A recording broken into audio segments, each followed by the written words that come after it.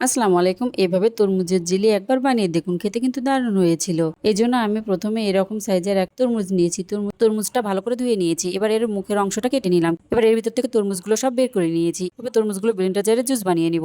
এভাবে আমি রসগুলো ছেঁকে নিয়েছি। ছেঁকে নেওয়া হয়ে গেলে উপরের ফেনাগুলো ফেলে দিলাম। আমি এগুলো মেপে নিয়েছি। আমার এখানে 3.5 কাপ তরমুজের রস বের হয়েছে। আমি এর ভিতরে 1/3 কাপ পরিমাণ চিনি দিয়েছি। আমি সামান্য একটু রেড ফুড কালার দিয়েছি, আপনারা না চাইলে বাদ দিতে পারেন। এবার একটুখানি পানির ভিতরে 3.5 চামচ আগার আগার পাউডার দিলাম। আগার আগার পাউডারটা ভালো করে মিশিয়ে নিয়েছি। কড়াইটা চুলাতে বসিয়ে দিয়েছি। দিয়ে সঙ্গে সঙ্গে নেড়ে দিলাম। একবার বলক উঠে আসলে 1 মিনিট একটু জাল করে নিব। এবার এর ভিতরে আগার আগার পাউডারের মিশ্রণ দিয়ে দিব। তরমুজের মিশ্রণগুলো 1 মিনিট একটু জাল করে নিয়েছি। সঙ্গে সঙ্গে রেডি করে রাখা তরমুজের ভিতরে দিয়ে দিলাম। এটা ঠান্ডা করে 1 ঘন্টার জন্য ফ্রিজে রেখেছিলাম।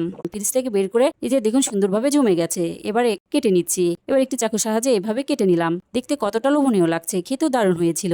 এই গরমে এভাবে একবার তরমুজের জেলি বানিয়ে দেখবেন, খেতে কিন্তু অনেক মজা হয়। ভালো লাগলে একটা লাইক দেওয়ার অনুরোধ রইল। আল্লাহ হাফেজ।